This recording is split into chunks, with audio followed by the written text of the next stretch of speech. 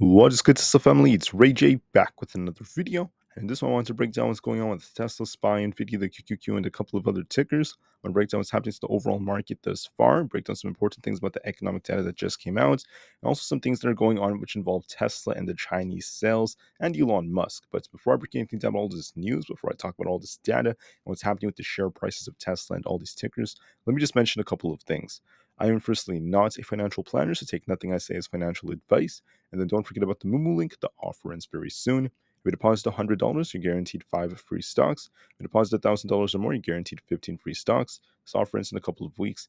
Anyways, looking at Tesla, this thing is currently below 200. We'll see how well this thing could hold moving forward. But at the same time, I want to break down something else that's very important about this. And we have a lot of news, which is very important to go over. So I'm going to talk about the news and the data before I break down these charts. And we have some very important developments to be talking about. Today is Monday, March 4th, 2024. I want to remind you all that at 11 o'clock a.m., we have Harker from the Fed giving a speech, and at 11:30 a.m. we have the 3-month and 6-month bill auctions coming out. So data is very minor for today. There's not really much coming out today. But for Tuesday, we have a lot of PMI reports coming out, not to mention the ISM services new orders and a lot of data like that. And then don't forget that for Wednesday, we have Jerome Powell giving a testimony. So don't forget about Jerome Powell. We're going to be hearing from him on Wednesday. We'll see what he ends up saying. I just want to give you guys another heads up about this. But for now, today's Monday. There's not much coming out for the time being. For earnings, we just had C announce its earnings. Later on, we have GitLab and a few others. For Tuesday, we have Neo, Target, Ross, and a few others as well. So we'll be watching for them. Not to mention Big Lots and Costco on Thursday. For C, they did very, very well. They actually jumped on better than expected fourth quarter sales, which is great news for them. They had a loss of 19 cents per share, which is actually better than expected. Same thing with their revenue at $3.62 billion. Not bad whatsoever. Now, their sales were actually up quite a bit, especially in December, and that's because of the fact that they had a lot of losses that were 20% worse over the last, couple of quarters, last few months.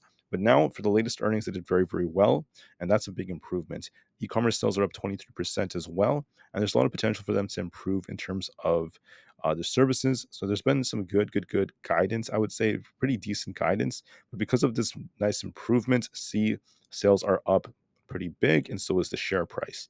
Now, for the tech-heavy Nasdaq Composite reaching all-time highs and the S&P 500, there was a pattern I called out, guys. I want to remind you guys of that pattern. SPY has a tendency of peaking on either Fridays and once on a Monday, but even when it peaked on a Monday, it came down the same day. So we tend to peak around that period. Then we tend to see some downside for parts of Monday, Tuesday, and maybe even like a part of Wednesday, which is when we see some consolidation before we bounce towards the end of the week. That's the pattern that's been on SPY for the last 5 weeks. So we'll see if this pattern continues this time around. Okay. For Reddit, they're basically going to be seeking a valuation of up to $6.5 billion. This is going to be in their upcoming IPO. So I'll be watching to see what happens with that.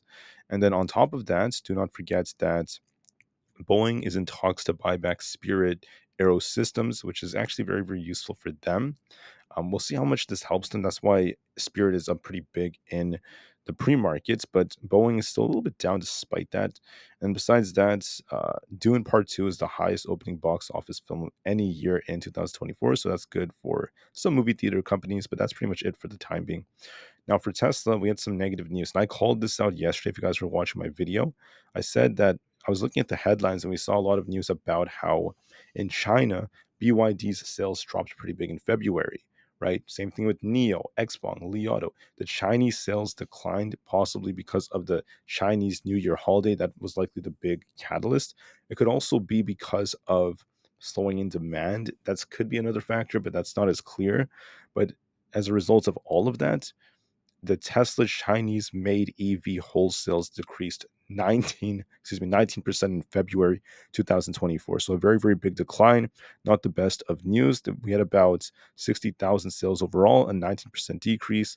And that's actually a little bit lower than what a lot of people were expecting. And there's been a lot of talks about risks of Tesla not having the best quarter because of this. So I just wanted to call this out. And you guys can see this chart right here. I think this is actually a very useful chart. So see the red line right here. This is basically this red bar right here. It represents 2024, a little bit of a decrease in February. And this was actually worse than what we saw in 2023.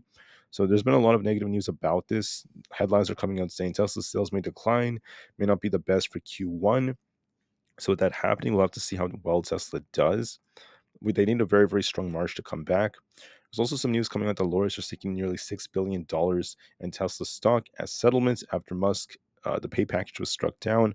And those are the lawyers asking the Delaware judge to award them Tesla stock worth nearly $6 billion as their fee for successfully arguing that Elon Musk's 2018 pay package was unlawful. Nothing is guaranteed about this yet, but that is a little negative news. So we'll see if that ends up being the case, and we'll see how it goes from there. Uh, Anyways, now let's talk about what's going on with Tesla. So we had this quadruple top like formation, and Tesla's kind of coming down a little bit, but it's not that bad. We're still, above 198. So watch 200 as resistance, watch 198 as support. 202.5 is resistance, also 205.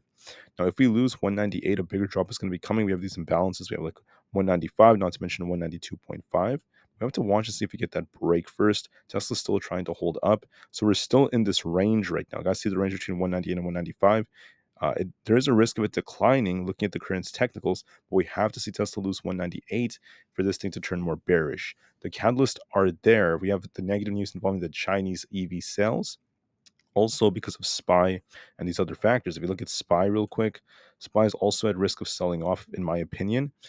In my video from yesterday, I said this thing might either pop, break this high right here, then start declining to 510, if not 508, or it could just start dropping from here. It's starting to look to me like it might just start dropping from here. SPY showing some weakness on the chart, at least in the pre-market. The 4 hour does show it's going to be declining as well to at least 509 or even below that. So I anticipate some downside, guys. I think SPY might be coming down very, very soon. I think we're already down quite a bit in the pre-market, so I think it's going to be coming down. Whether we get one more pop and drop or we just drop from here, I think 510 is coming, if not 508. So expect some form of downside. Sorry about that, guys. So that's what I'm seeing on SPY for the time being. For the QQQ, I'm seeing something very similar. The QQQ is slowing down just a little bit, but it has to hold 445. If we lose this, then 443 and 442 are possibilities, followed by 440. Watch resistance at 446, 446.5, and then 447. But there is a risk of this coming down to lower levels. So watch for this very carefully on the QQQ if this does end up turning. So we'll see how this ends up going, but I do want to note that there is a risk of this turning a bit. It's holding up nicely thanks to Nvda for now, but there is a risk of the QQQ turning with SPY. So we can be looking to see if we end up losing 445 and make our way down to 442, if not 440 for now. And also, don't forget, unlike SPY, this might actually hold up a little bit better. It could pop first and then drop from here. But I do want to give you guys that warning about it. Nvidia, it held very nicely, but we got this little rejection off for 842, excuse me. If we continue to sink, we're going to be watching it come back down towards this imbalance at 834. And if we lose that, we could fill this gap down to 826. If that fails us, there is going to be more of a decline coming. Don't forget about 820, 812, 807 levels like that. Resistance watch 842, 845, and then 850, and we'll have to see how it goes from there. So please be very careful, guys. We'll have to see what happens, and we'll see what happens with all these different changes that are emerging. Now, on top of all of this, with NVIDIA kind of declining the way it's been, we have this big gap as well below us. So that's going to be a very important thing worth noting. But in my opinion, there's a risk of NVIDIA falling. So be a little bit careful right here. Watch resistance and see how it does. And this could kind of dictate the market. Apple, in my video from yesterday, I said that Apple may pop, maybe retest this yellow trend line, then drop. This did happen during the pre-market. In the pre-market, we saw Apple hit 180, then it started to decline, and we failed. We failed to hold 178. Now we're watching support at 176.5, resistance at 177.5.